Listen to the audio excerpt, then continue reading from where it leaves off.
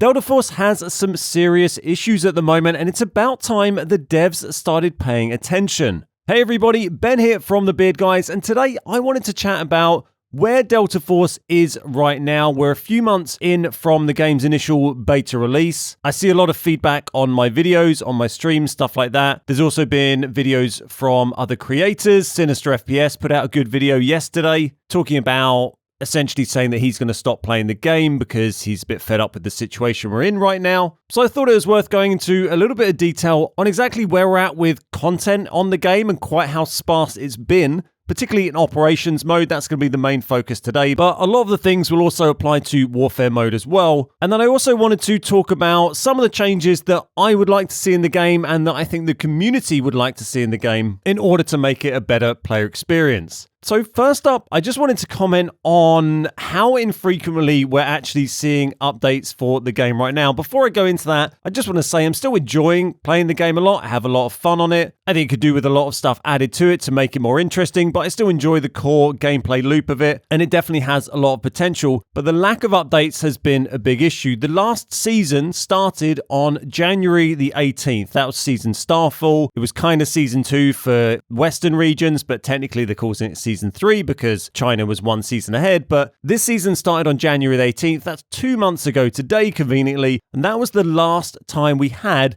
any new content added to the game, essentially, apart from little events like the supply crates coming down and giving you some tokens. It's been 2 months since we had any new content updates. There was the new season on January the 18th. January the 21st, they released some minor balance changes. February the 13th, another 3 weeks later, was the next update. This had a few balance changes to Seneva. February the 18th, there were some more minor balance changes. February the 20th, there was some minor ammo damage multiplier balance changes. February the 25th, there was a few bug fixes. And then 3 weeks later, nearly on March the 13th, that was the last update, there was another few minor balance changes. So that's 2 months with no new content added to the game. On top of that, this season still has almost another month to go. It's due to end on around April the 16th. So that's going to mean we're going to have had likely 3 full months with no new content added to the game, and also just no changes, no feature changes, no adjustments to things that might improve the player experience, like matchmaking, like map rotation, map availability, and all sorts of little things that we're going to go into talk about in a little bit more detail. For me, this is pretty slow. I've come from playing PUBG for the last 7 or so years. They've been putting out an update every single month. The way they work is they have a season which lasts for 2 updates, which is 2 months, which are normally a fairly big update. And then they also have an update every month as well. And they always have new content in them. Sometimes it's quite small, but there's always something there. And that's literally every month. They've been doing that for years and years. So for this game, which is still in beta and you'd think would be making quite frequent adjustments to improve the player experience, it seems quite stark that we're going to have a 3-month period with no updates. It feels far too long for a season to go on without there being changes in it. The game is good fun, but when you're playing the same thing for 3 months, it's gonna get stale. You need some changes in there to make it more interesting. Obviously, cheating has been a big talking point for a lot of people. That hasn't had as big an effect on me as it's had on other people. I know that was a big issue for Sinister. For me, I haven't really encountered many obvious situations of being killed by cheaters. I'm not sure how I would identify that in most situations. I haven't really been,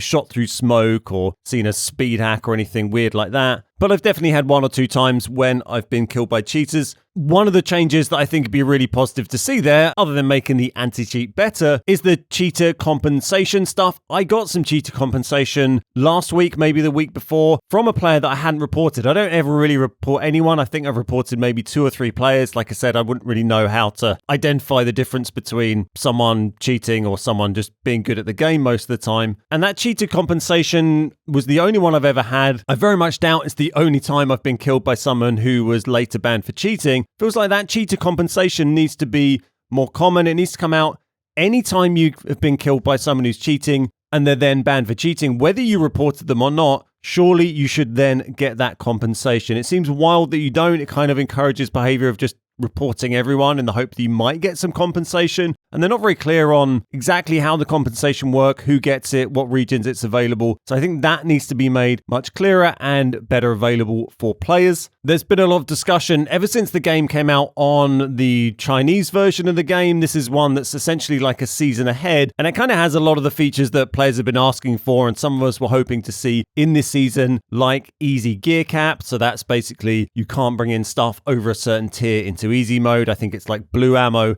and purple armor max in easy. It has a solo mode that's sometimes available. It has no map rotation. So some really nice features that I think we would like to see in this version, which maybe we might see some of next season. They're not very clear on that. They kind of said we were going to see that easy gear cap this season, and it never really came. So hopefully it'll happen next season. But it's kind of frustrating seeing some of these nice features on that version of the game and then not having them here, and knowing that we have to wait this huge long 3-month period for a season to finish before we're even going to see them in the game. Certainly solo mode and an easy gear cap are something I'd love to see, along with hard mode added back into the game. The map rotation, I think saying let's have no map rotation and everything available in all modes all the time is unrealistic. You have to base those decisions on the current player base that you have. If you suddenly make everything available in all modes all the time, then you can have queues that are completely dead because the player base is so split over lots and lots of different queues. But that said, I think what would be really nice to see is if we are going to have this map rotation system where, you know, some map is available for 2 hours and then another map for 2 hours or whatever, have that so it's changing on a weekly or daily basis, so different maps are available at different times,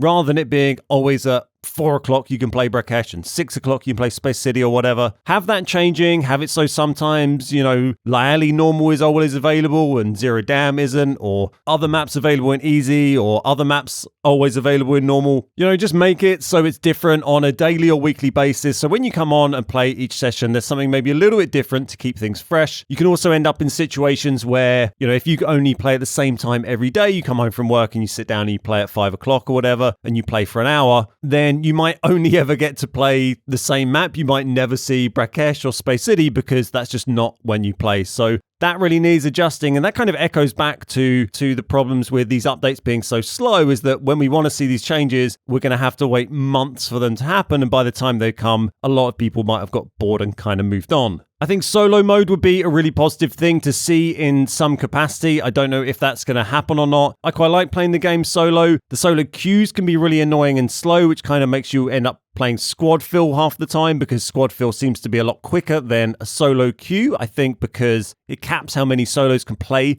in one lobby at a time. But then the problem with that is because the squad fill queue is quicker, a lot of people just play squad fill essentially as solo to get the quick queue, so they'll play squad fill and then just run off and ignore their team. And to be honest, I can't really blame them. If you got the choice between a 3 to 5 minute solo queue, or you just play squad fill and ignore your teammates and you're in a game in 30 seconds, then, you know, I can't really begrudge you for doing that. There's a few more changes I'd really like to see. It's maybe optimistic that we might see some of these given the rate of updates that are coming. In terms of big new exciting things, really console is what I'm waiting for. When we get the console release of this game, that's when I'm going to be coming back with a lot more content. I've chilled out a little bit on my Delta Force content at the moment and looking forward to making some YouTube videos on some other new games until the end of next season. That's not something crazy or I'm quitting Delta Force or anything, because that's what I do all the time. I make YouTube videos on different games. I'm still going to be streaming Delta Force and playing Delta Force until I get bored of it. But there are quite a few little changes I think they could make that would make the game more interesting for me. On the topic of squad fill, I'd like to see there be some sort of lock on